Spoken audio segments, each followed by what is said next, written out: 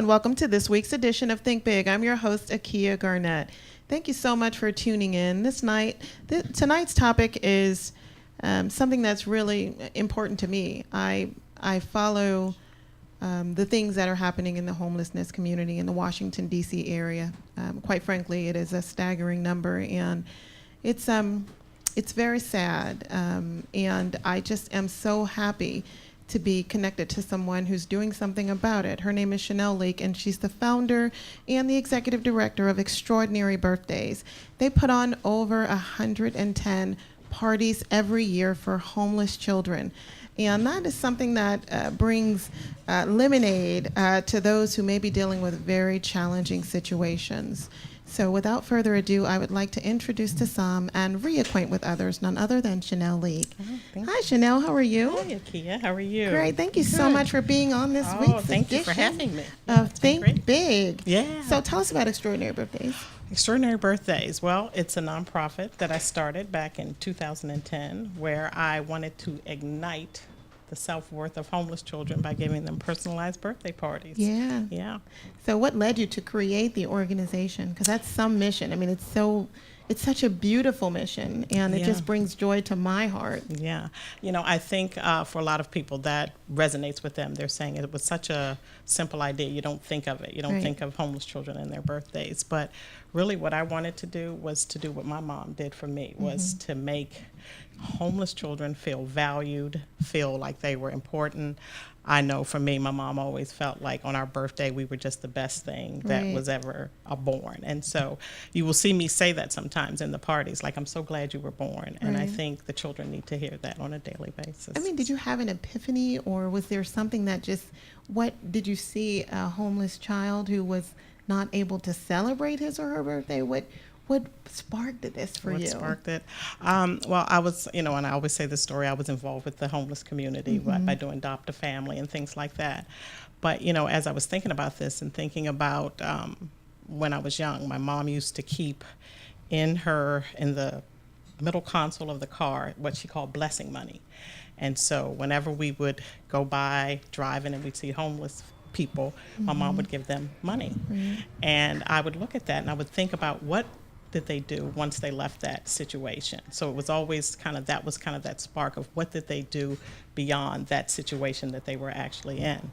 And so with me being a party planner at heart, an event planner, always seeing things like around Thanksgiving and Christmas when people were doing things for the children, it really sparked me again back to that. What are they doing beyond that? What are they doing on their birthday? And so that was what started it. I mean, where does most of the parties take place?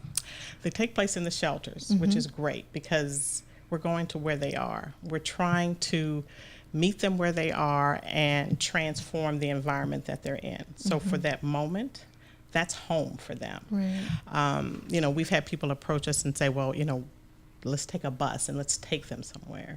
That really, to me, kind of highlights their situation. Whereas if you take them to the place, if you take the community to the place where they are and show them that despite all of the challenging environment that they're in, that there's joy there. My thought is that sometimes while they're going back to that space again, that they're at least thinking, I had moments there that were pretty good, and we're a part of that. Wow. And you have a staff. You also have volunteers. I mean, it sounds like a lot of work to do over 100 parties. I know you sort of average between 90 and 110. I'm going to say over 100 parties a year. Yeah. That's a lot. Yeah.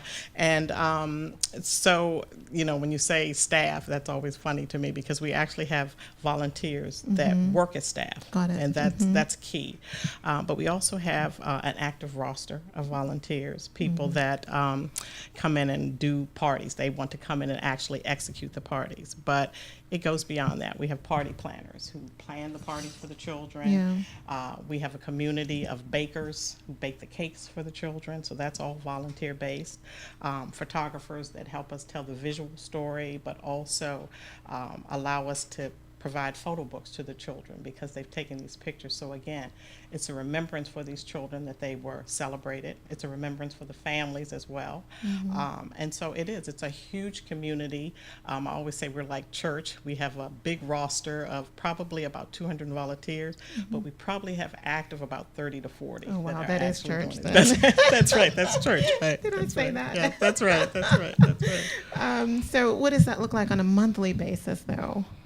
On a monthly Yeah, basis. for the number of parties, and is it divided evenly? No, you're dealing with the homeless community. So I always tell people you have to be super flexible in that. Actually, we were just planning for a party we were doing in East Side. This is a new shelter we're doing in Baltimore. We're excited about doing it.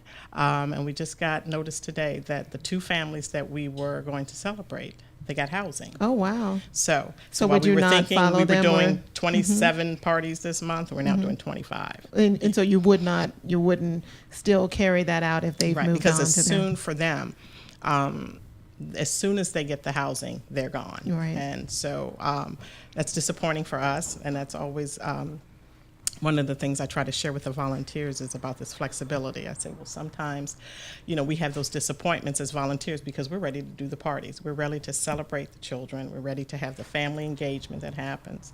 But the family's got housing. Right. So how do you equate that, Right. for that? Have So- you seen any instances of the same family still there, and you've rolled into doing one, like an anniversary 2, year? Yeah, yes, really. 2 and 3, yeah. So it depends Wow. on the shelters. So right now we're up to 11 shelters in the DMV, which is amazing. Every time I think about that, that can seem a little daunting when I first started this. But yeah, so it just depends on the shelters and where they are that type of thing happens for them. Right. Yeah. And so, I mean, you're not eating cake at all of these parties, are you, Chanel? Is anyone looking? It sounds like, Yeah. it's a sweet job. Yes, you know? it is a sweet job. One of the titles that one of the children gave me was the birthday lady, which I love that because she does associate me with that and doing cake. Cake is really super important because the bakers that are involved with that, they put the names on the kids' cake, which is huge because if you can imagine, it really, there's not a lot of opportunities for these children to see their name. So that again goes to that layer of self-worth that we do. So while we don't eat a lot of cake, the families get to eat a lot of cake. What we do provide them beside the cake are healthy snacks, the broccoli, the carrots, the ranch dressing, a lot of things that they are dependent on for the shelter kitchens. We're just highlighting it that healthy snacks can be an option for them as well. And so these aren't surprise parties. They get to work with you to determine who they want on their guest list, right? And do they get to decide what flavor of cake they want? Yes. So, the big thing for us is really we work with the parents through a questionnaire. The parents have to, when you think about the parents that are in homeless shelters, so many times they're having to sit down with a caseworker or, someone to explain their situation. Right. For us, it's as simple as a questionnaire that just says, what do you want to do for your child for your birthday? What kind of cake does he like? What's his theme? What is he into? And so that's their planning. That's their input in that. And we do that. When we do that, we're empowering them in a lot of ways that they don't get to do when they're in the shelters. And so for us, that's really an important component for that. So the kids work with their parents in filling out the questionnaire. On the questionnaire, we do ask, what do they want? What kind of cake? But we also ask them, what do they want on their wish list? So Right. say, put 3 things down on your wish list that you want. We also want to find out if they have any books. We don't make the assumption that they don't. But one of the things that we do as part of the whole celebration is we give them new books. So we just want to find out for them where they're at a baseline, if they have 5 books or 10 books, whatever that is. And when we give those additional books, we know that we're adding into the literacy of these homeless children, as well as celebrating them for their birthday. Great. I mean, and are you working with social workers or homeless prevention professionals and people who? I mean, how extensive does your role get in coordinating on the back end? And on the back end, we don't work a lot with the social workers. They're the ones that actually work with the families to bring extraordinary birthday program. They'll say this is available to your family if you choose to do that. I would love to. I would love to be able to share with them that giving these families choices and giving them a voice into what they're doing for their children, because it's been so stripped away with the way the system actually works, that would be a great way to be able to have the empowerment come back to the parents if they're able to do things like that. Right. I mean, and it's not just for parties, the birthday parties for you, but there are more services that you would like to provide to families, right? Well, just the family engagement. They don't get to do that a lot of times. It's a very regimented situation that they're in. It's very institutionalized. So if you can think in terms of when they are at the parties, they are a family again. They're doing things together. When they're in the rooms that they're sharing with other families, they don't get to do those type of things. So I think for the children, it helps them to realize that, again, this is my family. This is what we do. That mom really does like, smashing a cake in my face or actually doing the hop in a game that we're playing. It's a form of escape, but it's a form of escape that's normal because that's really what it's about. I mean, put us in the mindset. So you go into a shelter because you've got to put on a party on that day, and sometimes people are having a bad day in the shelter. It's certainly not an organized, environment. Sometimes it can be a bit chaotic. Nothing goes according to schedule and plan. Right. How do you get in there and find a sense of normalcy so that you can do your job and bring that happiness to a child when you may be in an environment where there's so much other stuff going on? We're really focused on what we're doing. That's the key for a lot of things. Now, one of the shelters that we do work with is a domestic violence shelter. So that one we sort of come in with a different vibe. We come in with a different attitude. We're very aware that there's a lot of trauma that's associated with being in a domestic violence shelter, homeless because of a situation like that. So the parents a lot of times in those are a bit more disengaged, only because they're still trying to grapple with that. Whereas you have the other shelters that we're dealing with, the families have now been in there for a while. They kind of know the routine, so they know that. I call it crazy chaos because the kids are so excited while we're trying to set up. The parents, I think, sometimes think of it as a little bit of a relief because, again, they're so regimented with everything they have to do that this is kind of a break for them. And so we really do come focused on that. We have party planners that plan the parties. The parties are an hour in length. And the only way that can happen is that we have a schedule and that everything is prepared ahead of time for that, so that we come in to put the tablecloths down, the centerpieces, blow up the balloons, get the food out, get the cakes out, put the activities down. And so we're so focused on that everything else around us sort of disappears until the children look through the door and see all of this crazy magic that's going on, and they know that that's for them. Right. I mean, and the parties, you have a specific cutoff time, right? I mean, because you've got sometimes multiple parties in one day, right? Yep. How long do they last? The parties are an hour in length, and they go on all at the same time. So we're doing a shelter that's in an elementary school, so we're actually in a cafeteria. That used to be the cafeteria. So I always like to give people visuals of what that looks like. When you think of an elementary school, they're usually two levels. Well, that upper level where there were classrooms are now housing families in bunk beds with bins, and the place where the kids used to take their lunch with the little lunch trays. This is where the families are having their meals, but this is also where we're providing the magic that happens for that. And so for us, we just come in with an hour to do that. Some shelters they have very strict regulations of what time we need to be out. And so with that, we just again come in with the intent of delivering the magic and making it happen. Now, what typically happens is, we allot for like 15 minutes to clean up.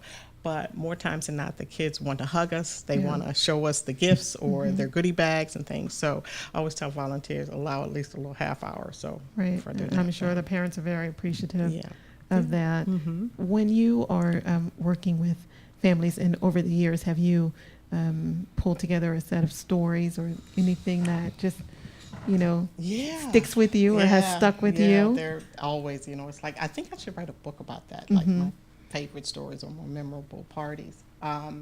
So there are a few. I know with one, a mom was actually very hesitant to come into the shelter because her child's birthday was coming up and she didn't want him to have the memory of his birthday being in the shelter. Okay. But when she had exhausted all resources, she went to the shelter. When she found out that Extraordinary Birthdays was there, that's what she told us when she came in, and we were setting up his party. He had an Army party. Right. And he was 10 at the time. And she said, I just feel so much better because I know he's going to be happy that this is going to happen. Well, you talk about the anniversary parties. We actually wound up, they were there a year, so we did his second party. Wow. So when he turned 11. But the good news is that they were transitioning on to housing. But she shared with me. So again, he had another party, at a basketball party this time. But she also said, I'm going to take what you all have done and I'm going to try to duplicate that. Right. When we move on to our housing. And wow. That's a pretty awesome thing to hear about. I mean, we've talked about a lot of different things that you all do. Mm-hmm. There's just, it sounds like a litany that's happening on a regular basis. How are you able to fund this? All of these activities, all of the cakes, all of the transportation. I'm sure volunteers have expenses. How are you able to pull together money for that? A lot of it is individual donations. It truly is a grassroots organization. That's where we get in. And we would love to have major funding that comes in. But there's something to be said about those individual donations. That means it resonates in the hearts of the everyday people, the parents that see that. Our challenge is that, people see and think about doing a birthday party for homeless children, and they want to pay for that. But there are so many costs, as you know, in the world of business. You mean they want to pay for the party? Yeah, the individual party. Yes. But there's snacks that are involved, and the snacks that need to be kept cold. The storage of the party supplies that can no longer stay in my home, so they have to be somewhere, so that the community continue to come together to deliver those parties. So that's the way we get most of our funding. We've had a couple of small grants, and we've had one major grant that's come through, but that's pretty much it. And then we have a fundraiser that we do. It's called Hope for Kids. Is that once a year? Yeah, once a year that we do that. So what we find is that parents are always interested in having their children experience seeing homeless children on a birthday party. And my big thing with that is, I think you can support us more by coming to a fundraiser, coming to our fundraiser and seeing the exact activities that we do, so your children can get it that way. I think, again, the way we treat the homeless really speaks to them. So when you have a birthday party for your daughter, there's no one coming to watch that, right? So we kind of, take that back a little bit and help parents understand that this is a family moment for them. We're there to kind of facilitate a little bit. We do this dance. I always tell the volunteers, it's like we're there to host it, but we're also looking for all those opportunities for them to do that. And so the Hope for Kids is one way that people can support us to get those type of donations in. A party is $175, and that includes the gamut from healthy snacks, dressing up the birthday child, doing the activities, the decor that you see, the goodie bags that go on. But it's much more than that for us. It really is about making the community part of this, because the community is what these children see in the volunteers that come in, to the bakers that come in, to the photographers, even behind the scenes when we have people that create the photo books that they never meet the children, but their work is seen through the work that they do there. And so for us, to keep the lights on and to keep the juice boxes cold. I'm sorry, Chanel, that sounds like more than $175 per party to me. Yes, I mean, that sounds like you're being very conservative there. So what we've done is we take the actual cost of the party, and so we want to be good stewards of that, and we want to be as transparent as possible to say this is actually what that costs. What we don't do is talk about those things, those your indirect costs. Yes, those indirect. I like that. Those indirect costs. Yeah. So you've got your direct costs, and you've got your your indirect costs, and those indirect costs. Because you haven't even talked about the marketing. You haven't talked about the administrative part of your organization. You've got an operation, and that requires some muscle behind it. Especially if you're servicing encompassing 11 shelters, just being coordinated with all of those things. And now Trying you've to- added Baltimore to the mix. So Yeah, Baltimore and Bristol, Virginia. Bristol, Virginia, Are the latest ones. I've heard you talk about the shelter Yeah. in Bristol and how remarkable that shelter, the That staff shelter. there goes to helping families. Yeah. What can you share about that? So one of the things that I really do appreciate is to be able to see the gamut of the various shelters and what's possible. And this particular shelter shows the family what's possible. Right. And it's not so much of living in their circumstances, but going beyond that. And then we do another shelter that serves veterans. And it's an amazing shelter that really is committed to that. And, I'll just share a story about a dad who's there with his 4 kids and his one daughter who has allergies. It's nut, soy, dairy. And so whenever she's been at parties, she's never had cake. So it was her birthday, and I personally researched and did all of this work to find a nut-free, gluten-free, all of this, shared it with the dad. And so for the first time, we were part of giving this little girl a birthday cake for her birthday. Those are funding options because, as you know, when you talk about healthy snacks, when you talk about doing things that are on the healthy side, The costs go right on up. The costs go right on up for that. But we were a part of that, and so for that, we get to do that on a daily basis. Just in the work that we do. Wow. Yeah. Thank you, Chanel. Stay right here. We'll be right back with more from Chanel League, the Executive Director for Extraordinary Birthdays.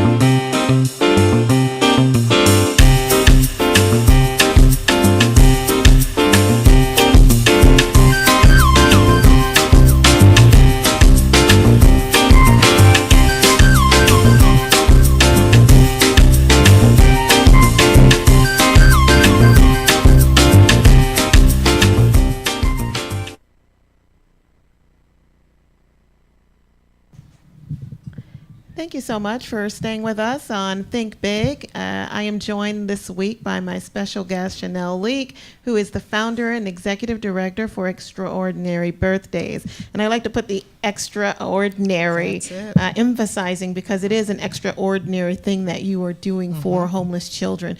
What is your biggest worry about homelessness? That the children will feel defined by their circumstances. That they will lose hope. That's probably the biggest thing that I think of,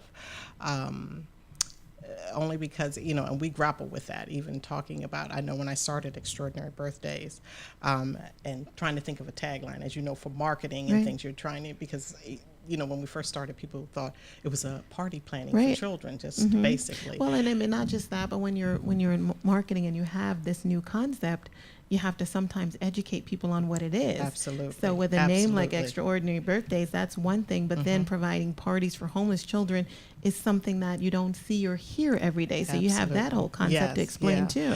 And so when we were thinking about that, so it's funny because when you talk about, it was really in thinking of the name of saying, we're putting the extra in the ordinary, which are ordinary parties, which are the simple joy of birthday parties. But when we were talking about the tagline, and saying, okay, well, we want to be able to let people know that this is what we're doing for homeless children. And we went back and forth with, well, do we want to put homeless out there? Do we want to define them that way and think of them that way? And it came down to, when you say homeless child, you know exactly what we're talking about. That means. We're not talking about disadvantaged children that have, suffered circumstances where they're not living someplace. That's not it. It's specifically that. And so we struggle even with saying that sometimes, of them experiencing homelessness. What does that mean? And we take it to mean that they're, again, not being defined by who they are. So that is a concern that we're very aware of for the children. But we are coming in to a situation with joy and with hope and with celebration. But there is the definition of homelessness, which is, what most people subscribe to, which is, a person who lacks an address, a permanent address. Right. But then you have the shelter element of homelessness, which I think is something that most people's minds might go to. Are you using the technical term of homelessness and thereby sometimes in people's homes providing parties, or is it just for people who are homeless and in shelters? Pretty much people who are homeless in shelters. So there is the HUD has 4 groupings of homelessness, and one is that they don't have an address. Some of them are chronic and they're living. There are families that are living in transitional housing that are considered homeless, and so. And are you there too? Yes, or no? we're absolutely there. I think it's important as part of what we do to educate the community, is that they always think of homeless children in a very defined way. The child on the street begging, or with their family begging. But sometimes these are families where they were one paycheck away and they slipped through the cracks and they are now without a home and they are struggling to get back on track. So these are children that sometimes we even have to help our volunteers understand that, yes, they have on clean clothes, and they may have their hair isn't all disheveled and they're not missing a shoe, and they don't need to run wipe their snotty nose. It's that picture of is different. But it's ironic because it's that picture that resonates with people and makes them want to give, when it's like, if you can think of your child. So sometimes and talking with parents of saying, if someone were to come to your child and they weren't disheveled, but they needed this hand of hope, this piece of joy, would you not want them to respond the same way? So let's not always look at the extreme, because we do serve those type of children that are in that element, but we also serve children that are going to school. Now, whether their friends know that they're living in a shelter when they leave, probably not. So we get to be part of a community. When the children have their parties at the shelter, they're having it with the community of children that are there. So they don't have to explain to them. Right. All of them are, it's almost like a club. That's great. You that know, they, it's like we yeah. know. And so it's not even just for the benefit of the birthday child, but it's also for those children that are part of that environment, whether they're sharing a meal with them, whether they're sharing space with them. So I always say we're a part of helping to build that community, to allow those opportunities for engagement that's beyond standing in line to have lunch or do the chores that are required for whatever it is that they're doing in the shelters. I mean, do you have to make a case sometimes to shelters as to why it would be great for you to service them, or are they pretty much welcoming you with open arms? They're pretty much welcoming us with open arms. It's all, I think their thing is, well, what's it going to cost us? We always tell them it's human capital is what it costs them. They have to tell us who the children are, give us the information for that. So the sad part of that is that we do have shelters and we do have children that know about what we're doing, but until we can get the funding up to do that, we're very limited to be able to reach out to those children and be able to ignite that self-worth in those children as well. Right. You've put a stat out there that, and I know this isn't your particular statistic, but that over 2,000 children yearly are working through some form of homelessness. And I'll bet you would like to have the resources to help them all. But number one, I would love to see that number go down so that it's not 2,000, that it's, you know, less than that. And even that those who are in shelters or experiencing homelessness would have a shorter experience. A shorter experience would be great, yeah. You know, sometimes when, you know, you're talking to people and they talk about statistics and things, and I'd say, you know what, anytime there's one child that's homeless, that's too many. So when you add on that there's 2,000 in here, or that there's 3,000 in other places, that's a lot. And, you know, so sometimes when it's, what is the hope for you? The hope is that there is not a need for extraordinary birthdays, you know, because all the children are in homes that are, they're thriving and that they're being celebrated and recognized that way. What brought about Baltimore? Baltimore is, that's a new shelter for us. It's a big shelter, and it. How did that develop, though? I mean. That was you know, through a connection of a staff person that heard about us, and that's what's happening too. Is that the shelters are approaching us, and we really have to. They want a piece of this. They want a piece of EOB, and that one really was sort of an eye opener for me that we're going into, because there's. I always like to go and look when we start with a shelter. I always like to go and see where the parents, where they go when they leave the party. Where do they go back to? What's the space look like? Sometimes I'm thinking because they're taking helium balloons back, and they're taking their things, but I want to see what it is that they're dealing with. So we always take a tour, and this particular one in Baltimore is a pretty large shelter. And the one thing that really stuck out for me was they have to, when they first come in, they have to take everything off and they have to wash it. And they have to, even the clothes that they have in bags, you know, they have to wash them before they can cross another threshold.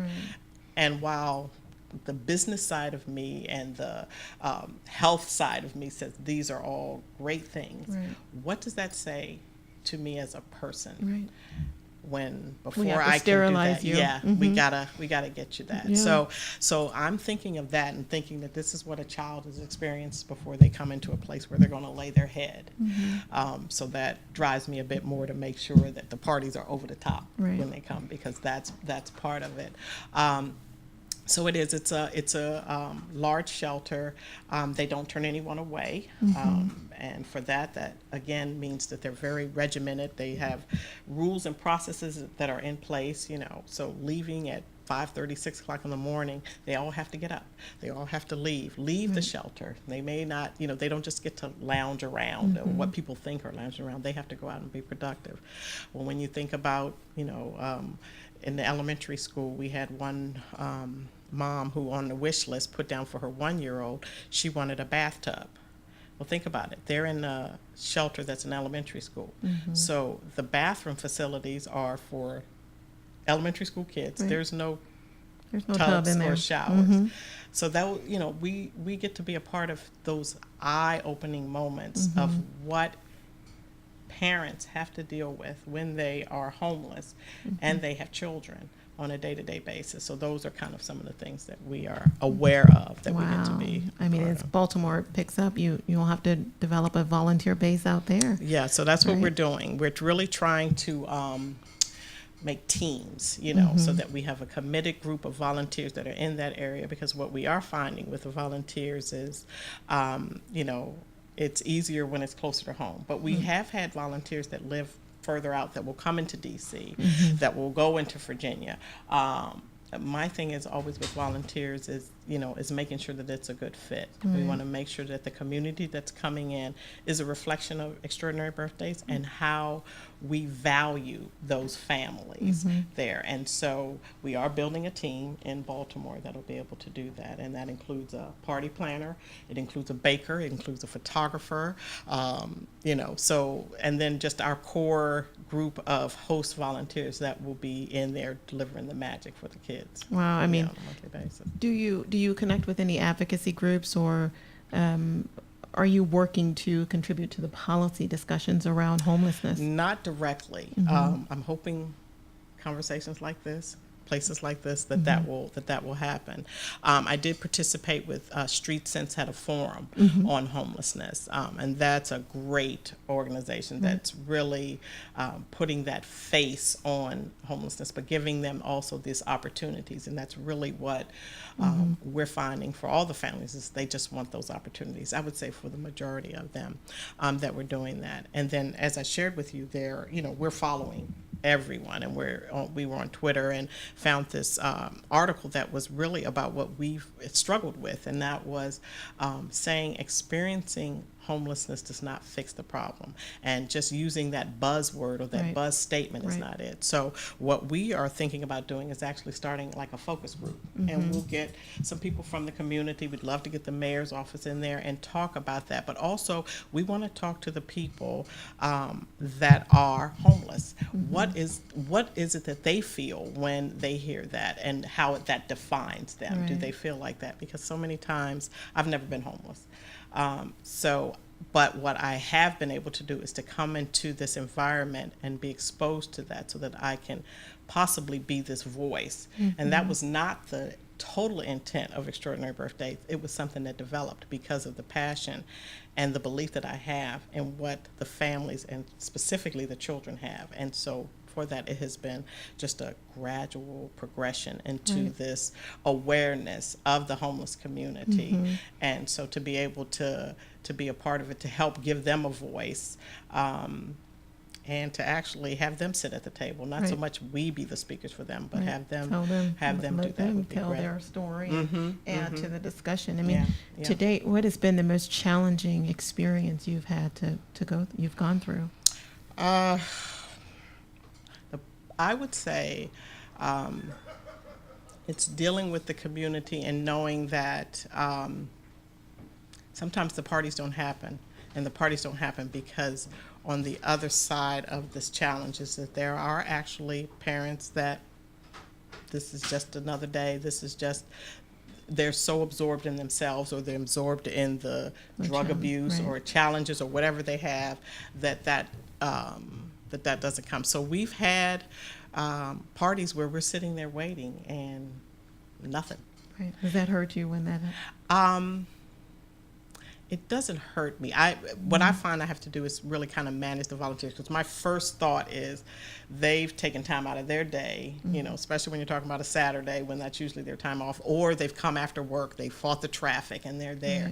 So that's kind of my first thought, are those people that are putting in the time for that, to do that. And that goes back to that education of really having them understand that when it's a good thing and they've gotten housing, that's great. But if something happens because they didn't work the program, or the parent is just being not the best parent, those are challenges that we deal with sometimes, and it gets to be a little challenging. I'm sure. Yeah. But most of the parties happen as planned, right? Yes. Most of them happen as planned. Any major success stories? I say our success stories is that we're now celebrating over 500 kids. So that's a big success story that Wow. we have. We also started an Extraordinary Moms program. What's that? That program is something that I started to honor, recognize, and celebrate homeless moms that are doing those everyday things to move beyond their circumstances. So you have, moms that come into their, and the majority of the parents that are in homeless shelters are single moms. But there are mothers that are coming in that are not defining themselves by that, or they're working what they need to do. They're working whatever the program is that the shelter has. They're going out to find the job. They're keeping their kids in school. They're trying to do those things. But in the meantime, they're losing some of themselves because they're in a very institutionalized or regimented environment. And so I wanted to give them some of that back.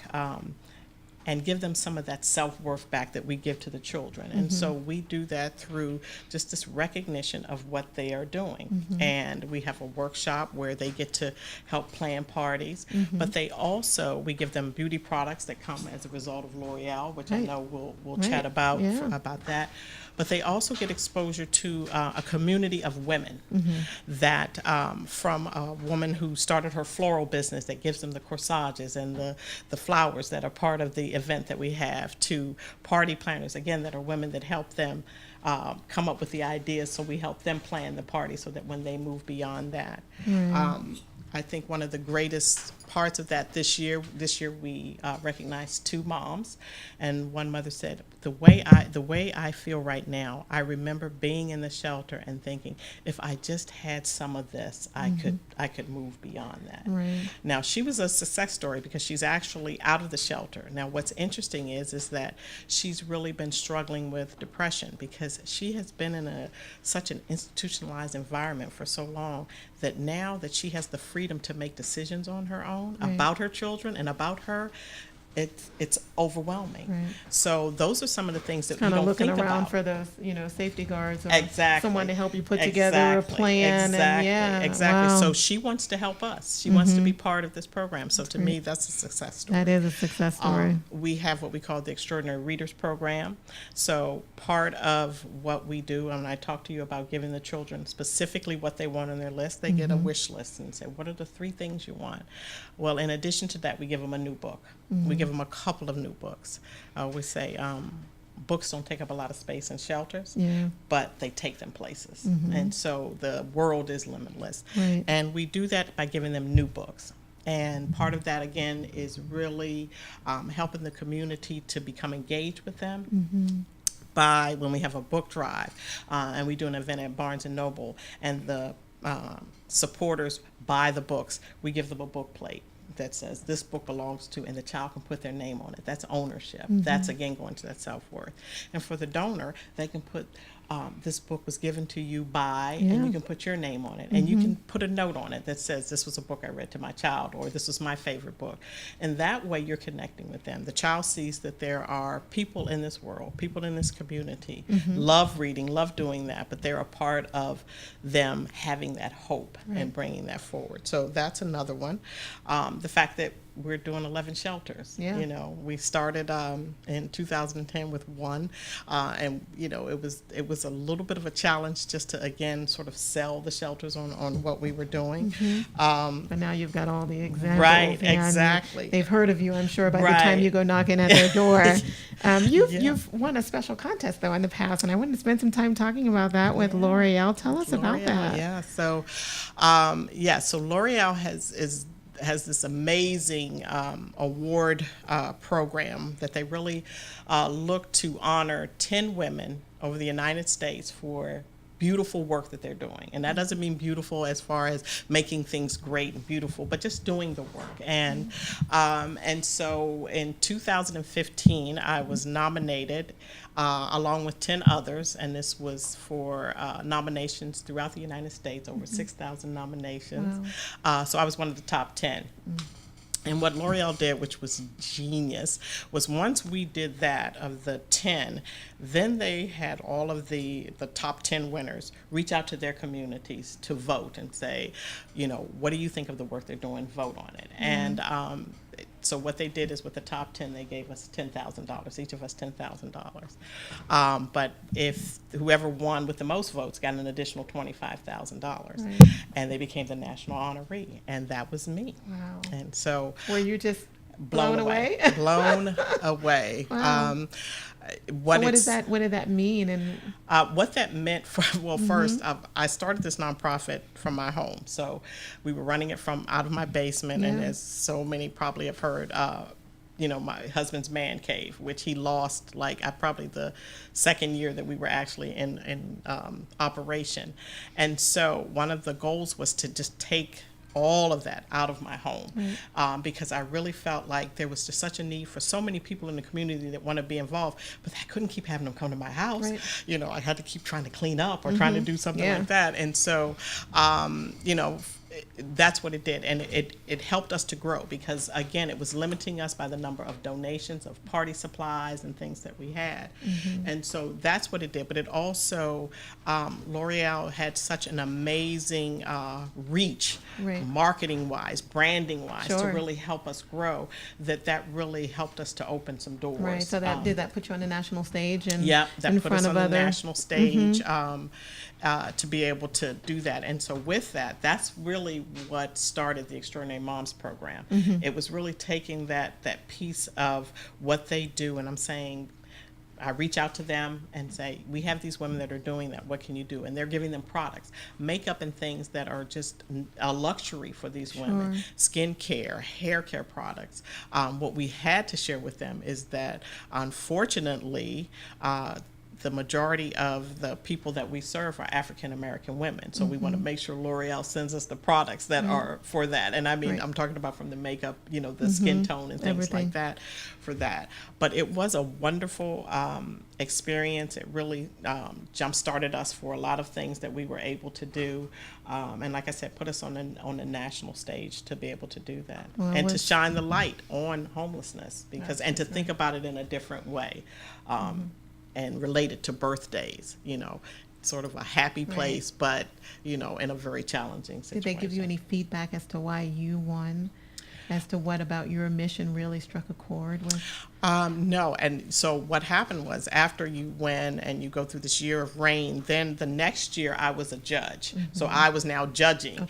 And so they didn't give me any insight, but it gave me insight into what they were looking for. They're very much committed, and they're very committed to looking at what's going on, the pulse of the organization, the pulse of the world. And so as they were doing the judging that I was a part of, I was sitting there going, wow, and I made it through, through this, because there are women that are doing amazing things, and my nonprofit was not started out of an adversity. Mine, there were people that start things because they overcame things, or they had pain. And so you look at that, but you look at also that this must be that core piece that resonates with so many people when you talk about children and you talk about them being homeless, but you also talk about that self-worth, that I could see that forming in their heads probably when they were judging. Not that they shared that with me. It was just my experience the next year of being able to see that. And what's next for Extraordinary Birthdays? What's next for Extraordinary Birthdays? Well, right now we've seen this, I'm so big on parents really understanding this and sharing this opportunity with their children. And what we've seen is this uptick of people doing donations on behalf of their birthday. Which is really amazing. So sometimes we'll look on the website and there's a little girl for her 7th birthday, and she started almost a GoFundMe, but it's a Razoo fundraiser for us. And so what we did is we kind of stepped back a little bit, because we've had people do that in the past, more so adults, but now we're seeing this uptick of children. It really is about shining this light, and that's always what we talk about: be the light, shine the light. And so we started this other project. It's called the Extraordinary Light Project, and it really is just I want to say a formal way of recognizing those people that want to do those type of things for us. So we really are about helping bring those people in to understand what we're doing. So whether you're having a birthday, a wedding, any time you're talking about celebrating, and you when you're celebrating, you have that extra light that's about you. And so now we're saying, bring that light to the homeless children, that we're doing that. And so next for us is really just trying to maintain where we are now with the shelters, because that's going to be a challenge now that we have 2 additional shelters, 11 shelters, managing that with a very limited resources that we have. And so we, continually want to encourage people to think about us in various ways. When does your fundraiser kick off? Our fundraiser is October 28th. It's at American University. We're so excited. This will be our second year at American University. And I love the way this fundraiser works. First off, the ticket prices are parent friendly, so if you've got 1 kid or 5, you're going to be able to come. And again, we're always looking at it from the parents' perspective, not only for parents who aren't homeless, but for those that are homeless. And so with this event, we have a costume party, so we're going to have a parade where we're the judges and we get prizes for that, because we dress up the birthday children as part of the party. So that's that experience that children who are not homeless are going to get when they come there. We're doing the fall activity, when you go to a festival and you have all the different games. This year our theme is creating magical moments for homeless children. We get a lot of requests for Disney parties, Minnie Mouse and Mickey Mouse. So and I'll bet you want to say yes to all of them. Yes, and we want to be part of the magic. Right. So we're going to do that. We're having a silent auction, but also American University is really standing behind us. And so they have sororities and clubs that are going to be doing a candy tour. So the kids are going to be during a tour, not trick-or-treating, but doing a candy tour. And so that's our big push right now, is really just to get people to come out to the fundraiser. Bring your kids. I promise you will have a great time. But if you aren't able to, at least go onto our website where we have Eventbrite, and if they can't purchase tickets to actually come, they can certainly donate and support us there and do that. Chanel, any final thoughts or statements? Oh, I always say to people, it's when you think about all the components that go into what we do. The planning, the party planners that plan a party for a child that they don't know. When I see this community coming together and trying to do this, I always say it's more than just a simple birthday.